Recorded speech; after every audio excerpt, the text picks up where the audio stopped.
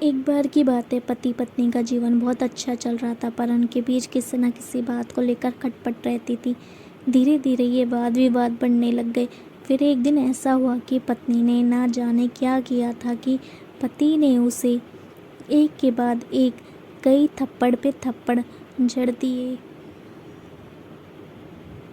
पत्नी हर सिचुएशन को शांति से हैंडल करने वाली होती है, पर इस बार पत्नी भी अशांत हो उठी कि उसने अपनी चप्पल ही निकालकर पति की ओर दे फेंकी और चप्पल पति के बालों को छूते हुए निकल गई।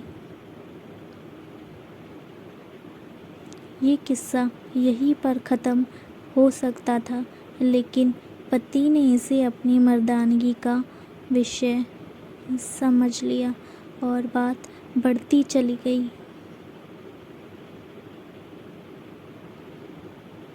आस पड़ोसी रिश्तेदारों ने भी आग में घी डालने का काम किया।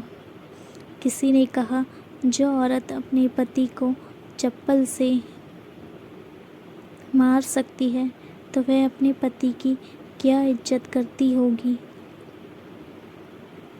बाहर ही ऐसा हाल है तो अकेले में क्या क्या करती होगी। ऐसी पत्नी पतिव्रता तो बिल्कुल भी नहीं हो सकती। यह तो बहू के नाम पर कलंक है। बीवी के मायके वालों ने कहा पीछे रहने वाले थे। किसी ने कहा, जो स्त्री के साथ मारपीट करते हैं उन्हें तो जेल भेज देना चाहिए। तो एक कोई और कहता, ज़रूर उसको कोई और पसंद आ गई होगी, इसलिए पत्नी के साथ अच्छे से नहीं रहता और मारपीट करता है। बात कोर्ट तक पहुंच गई। दोनों पक्षों ने एक दूसरे के खिलाफ केस फाइल कर दिया। पत्नी ने दहेज और शारीरिक उत्पीड़न का तो पति ने चरित्रहीन होने का आरोप लगाया। 3 वर्षों से अधिक समय के लिए केस चला था। इन 3 वर्षों के दौरान दोनों पति पत्नी अलग अलग रह रहे थे। इस समय के दौरान पति पत्नी की आर्थिक स्थिति कमज़ोर हो गई थी। जो उनके करीबी थी वह पैसे के नाम पर मुंह फेर लेते थे तो कोई मोटे ब्याज से देने के लिए राजी होता। आखिर में वही हुआ जो माँ बाप और रिश्तेदार चाहते थे, डाइवोर्स। पत्नी पत्नी खुश हो गए और एक रिश्तेदार भी, पर 5 साल की सुखद शादी और एक सुंदर बेटी होने के बाद मिले इस डाइवोर्स से पत्नी मूक थी और पति शांत था। इत्तेफाक से दोनों पक्ष खुशी मनाने के लिए एक ही चाय की टपरी पर बैठे आमने सामने। पति पत्नी भी रिश्तेदारों से दूर एक दूसरे के सामने मेज पर बैठे। पत्नी ने पति से कहा, अब तो खुश होगे ना, जो तुम चाहते थे वही हुआ है, मुबारक हो।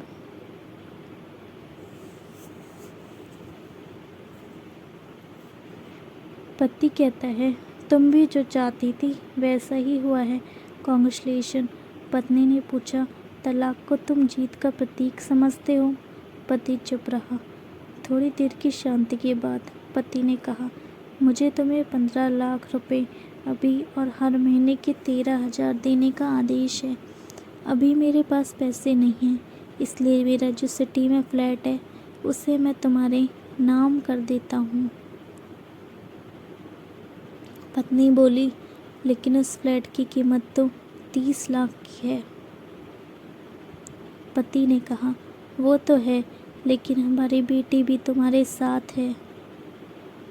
आगे जाकर इसके खर्चे भी बढ़ने लग जाएंगे तो तुम्हारे लिए आसानी रहेगी। पत्नी कहती है, नहीं नहीं, मुझे तो सिर्फ 15 लाख रुपए ही देना, और तुम हर महीने 13,000 तो देने वाले ही हो, तो मैं ऐसे में मैनेज कर लूँगी। अगर तुम्हारे पास 15 लाख भी नहीं है तब भी कोई बात नहीं है, मैं मैनेज कर लूँगी।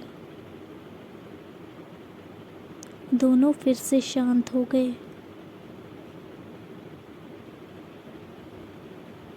पति सोचने लगा, कितनी भोली और समझदार है ये औरत।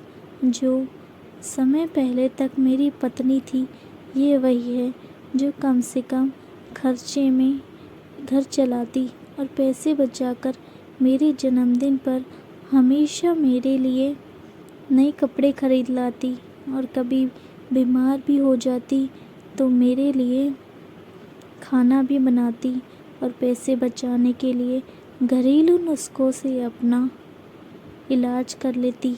मगर घर में कोई और बीमार होता तो तुरंत डॉक्टर के पास लेकर जाती और इलाज करवाती। मेरी ही मती मारी गई थी जो अपनी छोटी मर्दानगी के चक्कर में इतनी बड़ी गलती कर बैठा। पत्नी के दिमाग में भी ऐसे ही उथल पुथल चल रही थी। पत्नी सोचती है कि मेरा पति अभी भी वैसा का वैसा ही है, पहले भी खुद से ज़्यादा हमारे बारे में सोचता था और अब भी मेरे लिए वैसा ही सोच रहा है। ये वही आदमी है जो मेरी हर इच्छा पूरी करता है और खुद की इच्छा को दबा लेता है। पता नहीं कौन सी मनहूस घड़ी में मैं इनसे झगड़ा कर बैठी। पति ने मौन तोड़ते हुए पूछा, अब तुम्हारा अस्थमा कैसा है? क्या अब भी दौरे पड़ते हैं? पत्नी, हाँ पड़ते हैं, लेकिन पहले से ज़्यादा, क्योंकि अक्सर इन्हेलर भूल जाया करती हूँ याद दिलाने के लिए। तुम जो नहीं हो अब।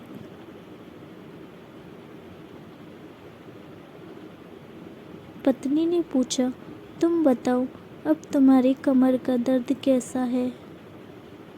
ज़्यादा तकलीफ तो नहीं होती? पति हल्का सा मुस्कुराते हुए बोला, अभी भी होता है।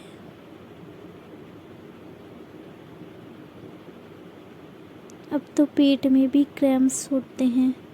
वो तो होगा ही, तुम योगा या कसरत भी तो नहीं करती हो, पत्नी ने कहा। पत्नी की आंखों में आंसू आ गए। वो बोली, तुम्हें मेरे चरित्र पर सवाल नहीं उठाने चाहिए थे तो ये परिस्थिति आती ही नहीं।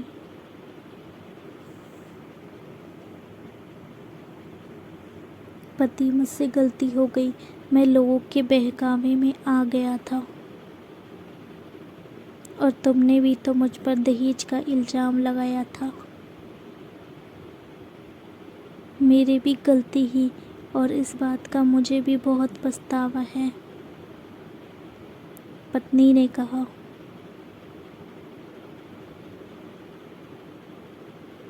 पति कुछ कहना चाह रहा था लेकिन हिचकिचा रहा था।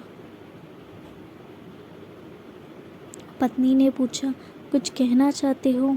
बोलो, क्या सब पहले जैसा नहीं हो सकता? क्या मतलब?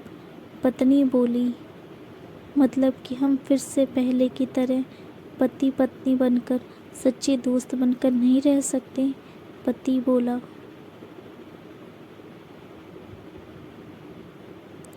पर ये डाइवोर्स के पेपर दिखाते हुए पत्नी ने कहा।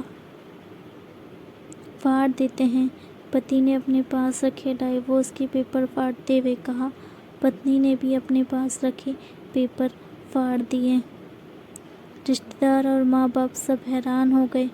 पति पत्नी एक दूसरे के हाथ में हाथ पकड़े अपने घर की तरफ चले गए। दोस्तों, ये कहानी उन सभी पति पत्नी के लिए बड़ी सीख है जो हर छोटी छोटी बातों पर लड़ते हैं और इन झगड़ों को बड़ा करके अलग होने का डिसीज़न लेते हैं।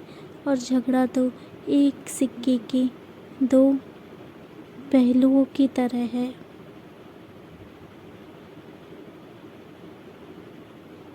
यह तो चलता ही रहेगा, इसलिए छोटी छोटी बातों को इग्नोर करो और हंसते हंसते जीवन यापन करो। दोस्तों, अगर ये वीडियो अच्छी लगी हो तो प्लीज़ मेरे चैनल को लाइक और सब्सक्राइब कीजिए ताकि आपको इस तरह की और कहानियाँ मिलती रहें। And thank you so much for watching. Keep watching, keep subscribe.